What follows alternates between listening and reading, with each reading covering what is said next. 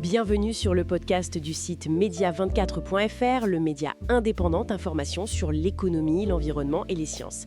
Je suis votre journaliste et animatrice. Et bonjour, je suis le spécialiste des sciences, invité aujourd'hui pour explorer ce sujet avec vous. Aujourd'hui, on va parler d'une avancée assez étonnante, publiée dans Nature Communications. Des chercheurs néerlandais ont réussi quelque chose qui paraissait vraiment compliqué, faire circuler des courants de spin dans du graphène, mais, et c'est ça la nouveauté, sans utiliser des moyens externes.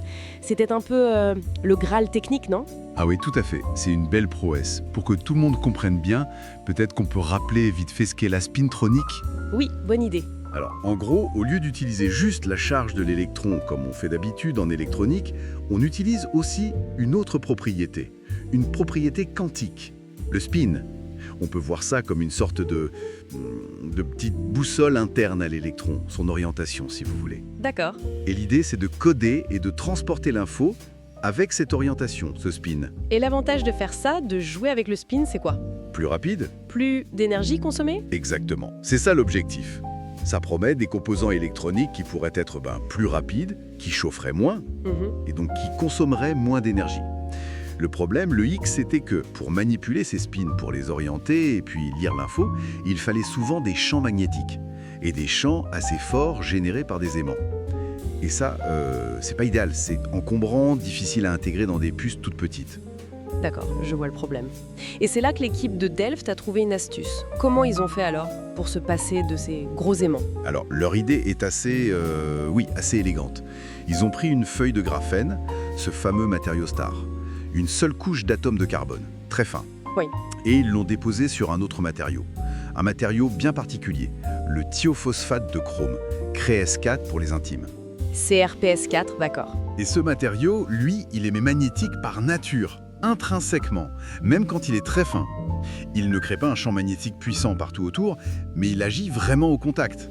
Il influence directement les électrons du graphène qui sont juste à côté. Ah, c'est ça l'effet de proximité magnétique dont parle l'article. C'est comme si le magnétisme déteignait un peu sur le graphène. C'est une bonne image, oui, voilà. Le magnétisme très local du QRPS4, il va imprégner le graphène juste au-dessus. Et ça pousse les spins des électrons dans le graphène à s'aligner. Et tout ça, sans avoir besoin d'un gros aimant extérieur qui appliquerait un champ partout. C'est plus subtil. Malin, en effet. Et du coup, cette manipulation très locale des spins, ça a permis de voir des choses intéressantes, des phénomènes quantiques dans le graphène ? Tout à fait. C'est là que ça devient passionnant. Grâce à cet empilement des deux couches, ils ont pu observer l'effet Hall quantique de spin, le QSH. QSH. Oui.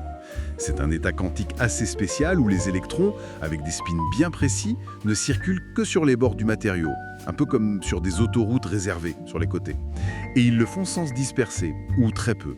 C'est très robuste, même s'il y a des petits défauts. Et ça, normalement, il faut des conditions extrêmes pour le voir dans le graphène seul, c'est ça ? Exactement. Normalement, pour voir cet effet QSH dans du graphène pur, il faut des champs magnétiques externes absolument énormes, gigantesques. D'accord. Là, juste l'interaction entre les deux couches, l'empilement, ça suffit. Impressionnant. Et l'article mentionne aussi une autre découverte, peut-être un peu inattendue. Oui, c'est l'autre résultat important de l'étude. En faisant leurs mesures, ils sont aussi tombés sur un autre phénomène, l'effet Hall anormal, AHE. Effet Hall anormal. C'est aussi une déviation des électrons qui est due au magnétisme intrinsèque, mais qui se manifeste un peu différemment du QSH. Et là, le point vraiment marquant. Cet effet Hall anormal, eux, ils l'ont observé à température ambiante. Ah oui, ça change tout. Parce que l'effet QSH, si j'ai bien suivi, c'est encore à très basse température pour l'instant. C'est exactement ça. Le QSH qu'ils ont vu ici, il est encore confiné à des températures très très froides, proches du zéro absolu. Donc, pour les applications directes, c'est compliqué. Mais l'effet Hall anormal, qui fonctionne à température ambiante, là, ça ouvre des perspectives beaucoup plus immédiates. D'accord. D'ailleurs, l'équipe cherche activement d'autres combinaisons de matériaux. Le but, c'est de trouver comment observer le QSH à des températures plus raisonnables. Logique. Et justement, quelles sont les perspectives ? Si ces technologies arrivent à maturité, qu'est-ce qu'on pourrait faire avec ? Eh bien, ça ouvre la voie à ce qu'on appelle l'électronique quantique plate, entièrement basée sur ces matériaux 2D qu'on empile comme des Legos. Les courants de spin générés par l'effet QSH, on dit qu'ils sont topologiquement protégés. En gros, ils sont très résistants aux imperfections, aux défauts du matériau. Robuste. Très robustes. C'est un atout énorme pour transporter de l'information quantique de manière fiable.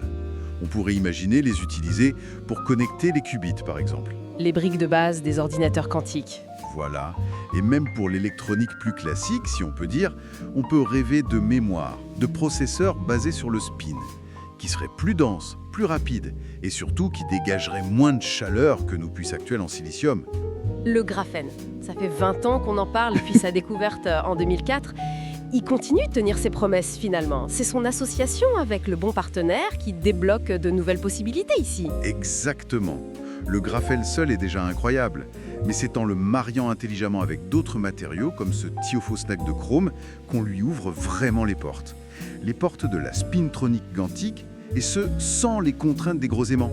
C'est vraiment un pas vers une électronique qui pourrait être très très différente de ce qu'on connaît. Donc, pour résumer, si on doit retenir le principal, l'association du graphène et de ce matériau magnétique spécifique, le CRE-PS4, ça permet de créer et de contrôler des courants de spin sans avoir besoin d'aimants externes.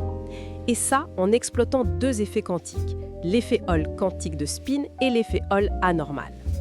Et ce dernier fonctionne même à température ambiante. C'est une belle avancée pour l'électronique de demain, plus petite, plus efficace. Oui, tout à fait. Et ça soulève une question vraiment intéressante pour l'avenir, non? Quelles autres combinaisons de matériaux 2D on pourrait inventer? Quelles autres recettes pourraient révéler des propriétés quantiques similaires, voire encore plus intéressantes? Peut-être qu'on trouvera la combinaison parfaite qui permettra à tous ces effets quantiques de fonctionner facilement à température ambiante. Et là, on entrerait vraiment dans une nouvelle ère électronique. Une perspective passionnante. Merci beaucoup pour cet éclairage et merci pour votre écoute. Retrouvez plus d'actualités et d'analyses sur media24.fr.